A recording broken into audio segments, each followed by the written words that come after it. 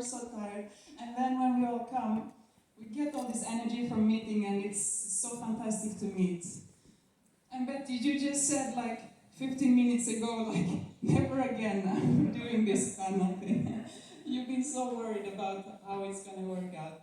But, you know, we do it, and that's, I think, what's defined many of us. We just do it even if it's difficult. So, Betty from Morocco is here, like the most known face of atheism in Morocco, and very much not welcomed by the others that should be on her side in Morocco. And she's the one that will do a little longer presentation of her background in Morocco soon. And then Ahmed, I mean, I never forget, I see it in front of me, the picture that you so actively are always posting on Facebook and Instagram, smiling photos of you, but there was one when you had tried to suicide, and that picture is like with me, and that's why I think it's such an activism and such a resistance that you're always smiling on your photos. Because just the act of smiling in the face of fundamentalists, in the face of people wanting to kill you, just that smile on a photo is activism.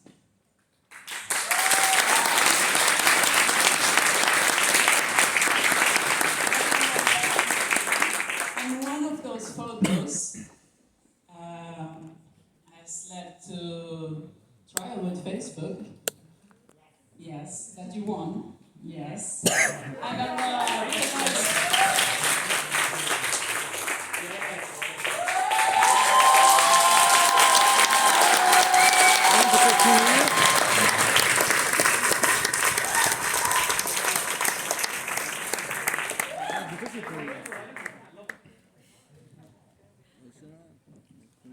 so the gay kiss with the pride flag. And the other one in the photo is Mohammed Nufal, Mohammed Yesham.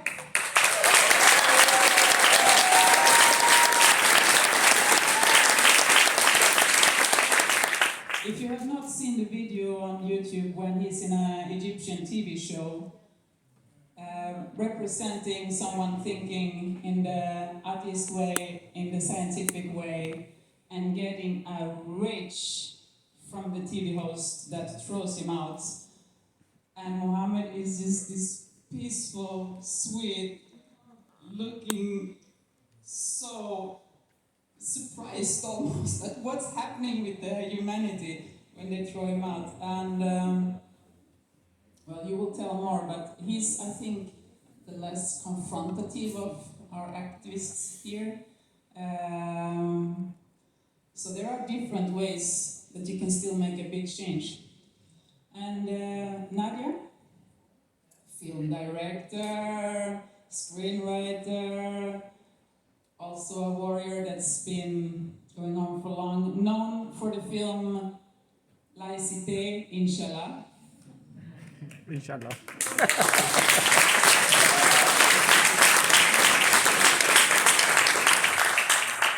And I have recently seen the film that was showing, after you made Laïcité, Inshallah, the reactions, and that you got cancer at the same time, that you were bald and people were smearing you so much. That Islam is always using these really low tactics of attacking the way you look and all this. And I think that film for me was even stronger. Même pas mal. Yeah.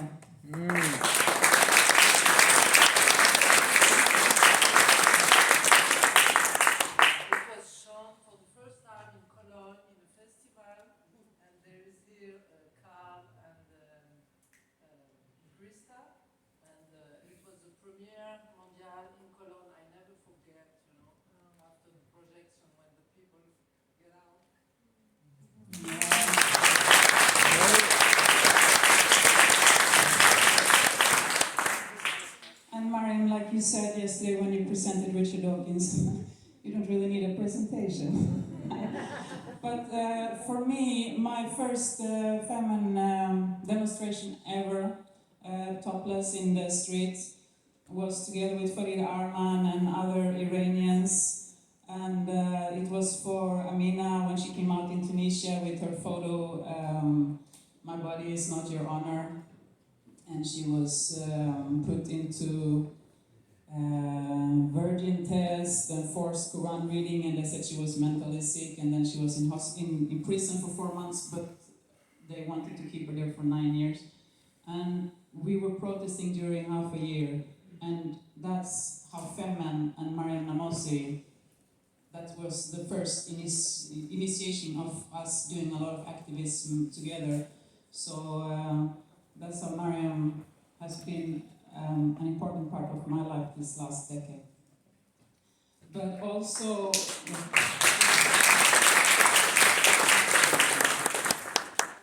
I want to say that the one person that was in between was Ina Shevchenko, and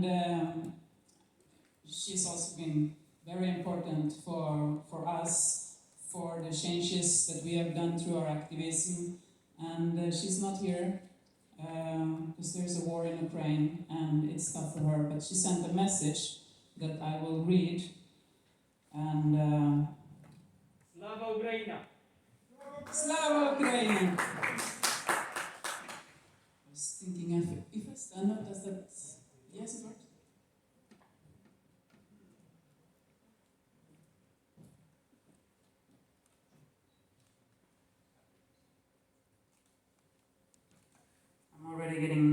I'm already bad with my timekeeping.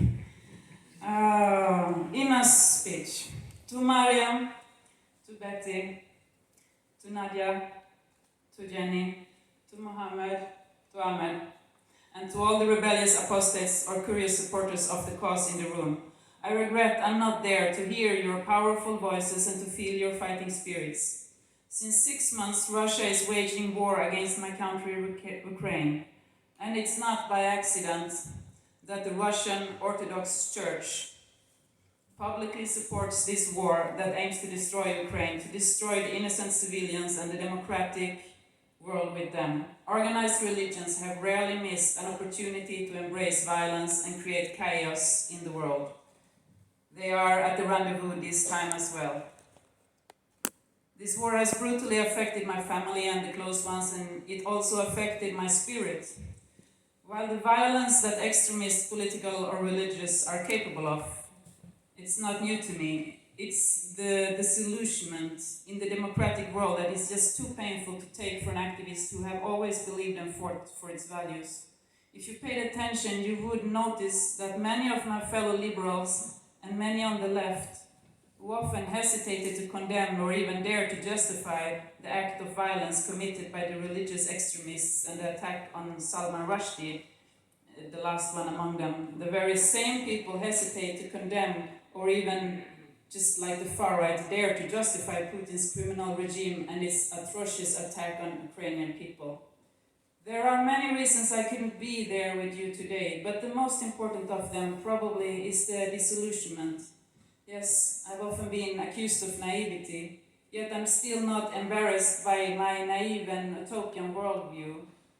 I'm embarrassed by the cynicism of those in the West who enjoy freedoms but are too afraid to defend and fight for them when the urgency comes.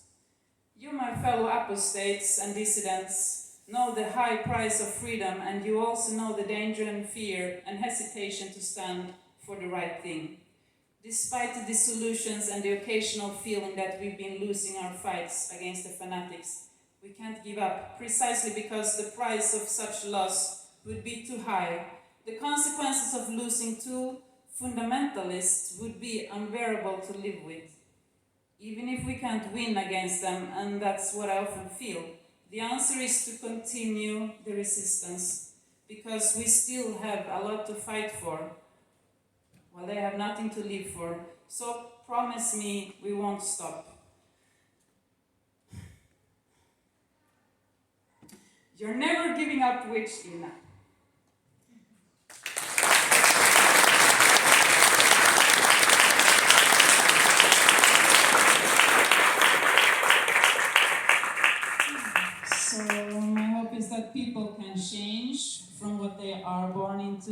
forced into what they are taught to new thoughts. And this is where creativity is key. Thinking out of the box, asking why not, what if. At its heart, any creative process is about discovering something new within ourselves and the bringing of that something into the world for others. And now I'm catching up with Betty Lashgar,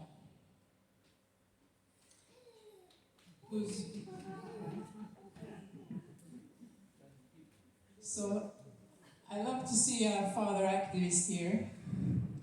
And Betty's father was also a political activist. Said Lashgar died 2008. He was a political activist, and he taught to Betty this important lesson, that resistance is not about numbers, but about impact. And 1 year later, Betty started the alternative movement for individual liberty in Morocco, Mali, year 2009. And with just a few friends, made a big impact when doing and eating a picnic during Ramadan, which attracted lots of policemen, media and debate. So, please give up a big applause for Betty Lashgar.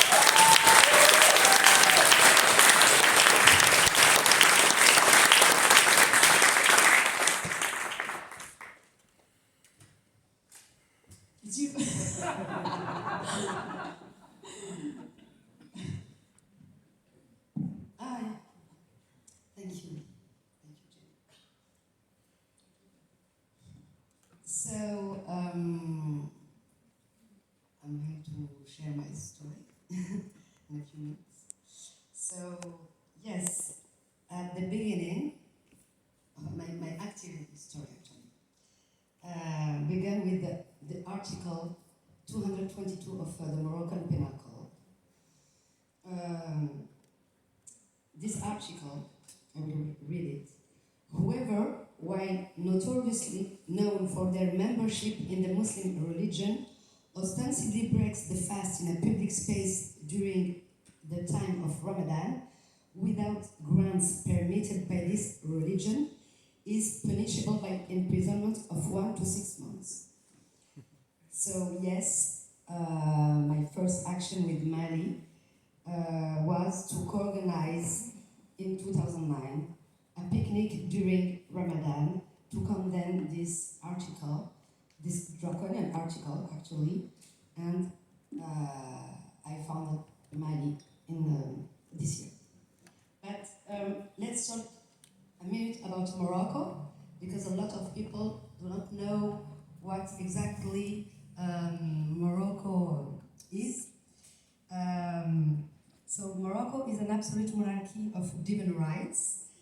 The king Mohammed VI has complete control, and his right to rule comes directly from Allah. He is the commander of believers, the descendant of the prophets. So laws are based on Sharia, and the constitution defines Morocco as a Muslim state, and Islam is the state religion. So it's important to know all this, like the king is like a pope actually.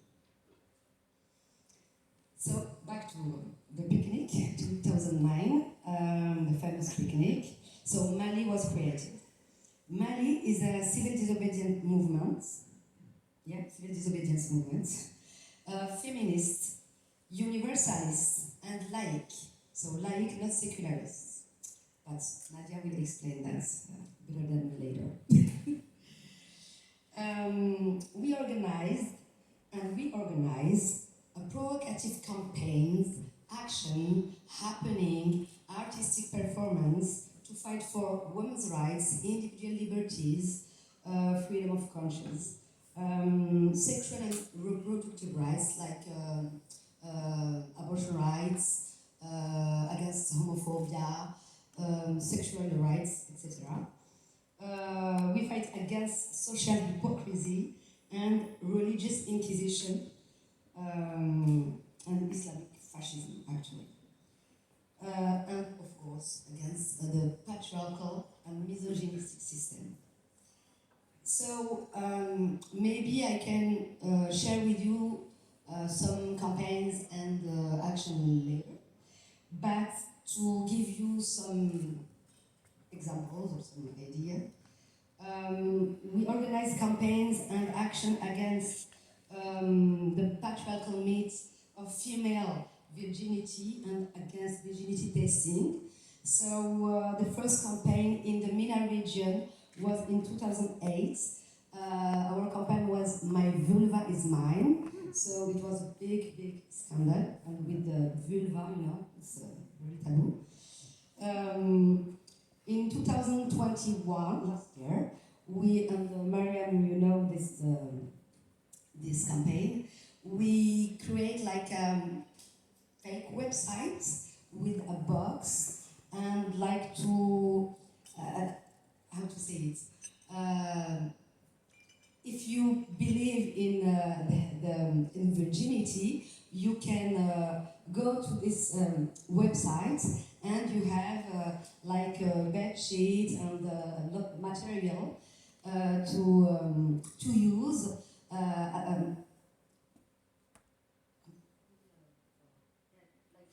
Yeah, for now, or for not now. Like people will believe that you have people hasn't actually will believe that you are a virgin. So it was last year, but this year we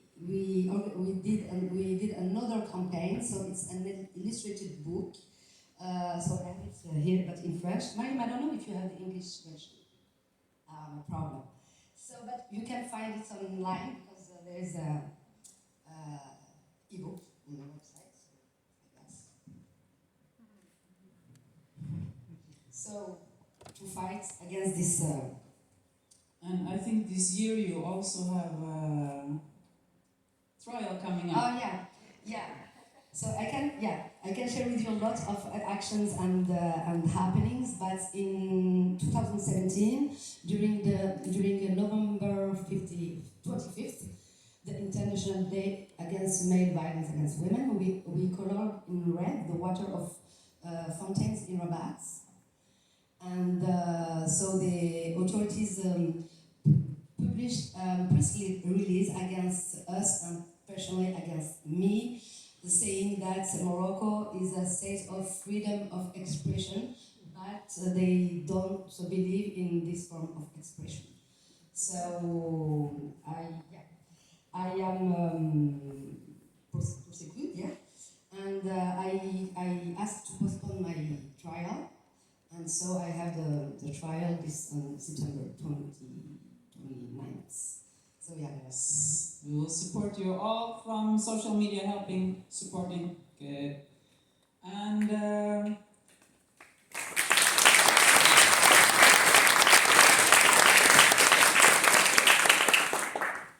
think that was an applause for you helping to support also. Good. And thank you, Betty. And on the topic of creativity in challenging fundamentalism and defending secularism, I would like to hear some words from you, Mariam. Thank you. Hi, everyone. I would like to say that I think we should go to Morocco on September 29th. Ooh. Yes. Who's coming? Yeah. We have to try and support Betty on social media, of course, but we should also be there if we can.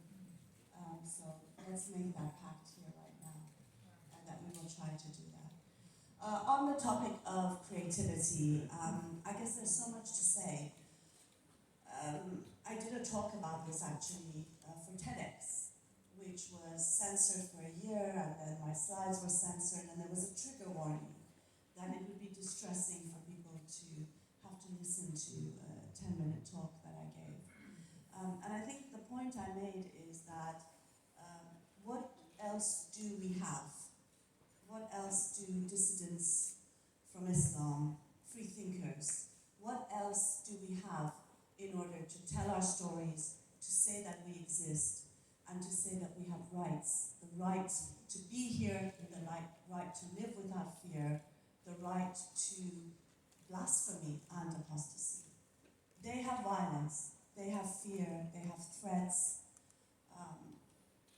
It's constant, it's unrelenting,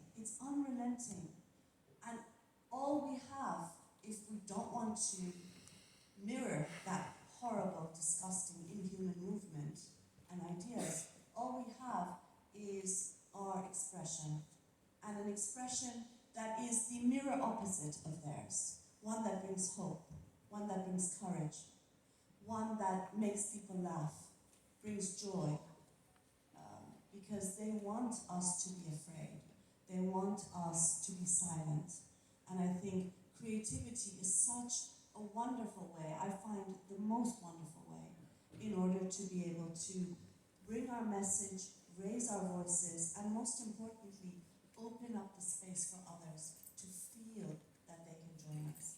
A great example at this very conference, marching on the streets for Salman Rushdie. It's a difficult thing to do, and many people are afraid to do it.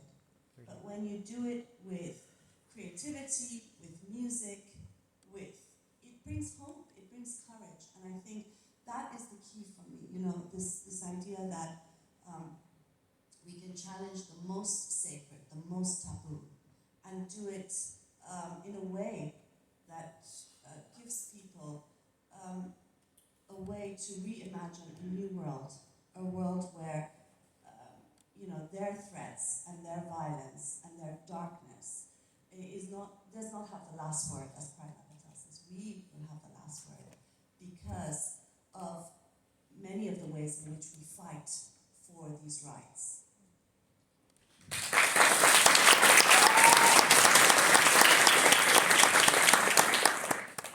Thank you, Mariam. Nadia, do you want to continue on the same topic?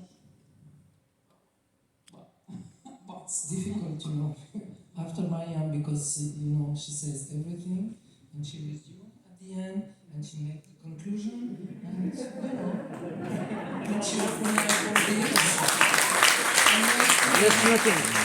I follow you all the time. You give me a lot of energy, Mariam. You cannot imagine. No, really. But, what can I say? I can speak about censorship, yeah. For me, because since I made this movie, Laïcité Inch'Allah, it's the title in France because they were afraid about the neither Allah nor master, and they were afraid because in Tunisia they destroyed this cinema because of the movie, and they said we cannot release this movie in France with this title, So we changed. It was the first time in my life that I decided, okay, I accept to change the title because if not, the movie will be not released, in France. So for me, it's a censorship, this. And okay, for the first time, I told you I did not disobey, but now, since I can say 6 years, I'm fighting to find financement for my projects, and I didn't find them, and I think it's another censorship, economic in cinema. Economic censorship, it's also a big censorship because I write movies, but feature film, not documentaries, and I didn't find money to make them, so now the future project is a comedy, so I hope with humor, I can find more financement, but I'm a filmmaker. I don't know how to express myself in another way than making movie, So I made movies without money, and I try to put them on not Facebook but YouTube and everything. But I don't believe about that, because I think to raise a lot of people, we need also the work of the critics, the work of the media, the work of being together watching the film too in a theater and everything. So what can I say? I'm just continue fighting, to make my movies now, but also struggle movie, of course. Thank you.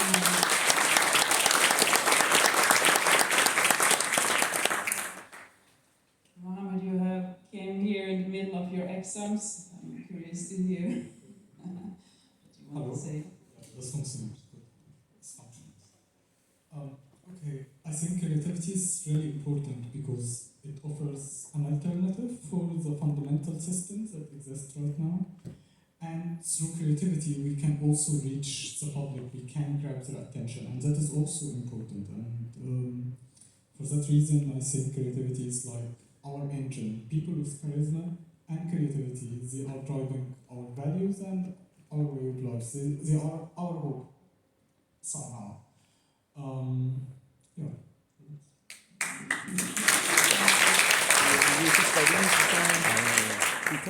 I know you were trying to get out of social media, but then they go attack Salman Rushdie, and it's just never possible to take a break, kind of.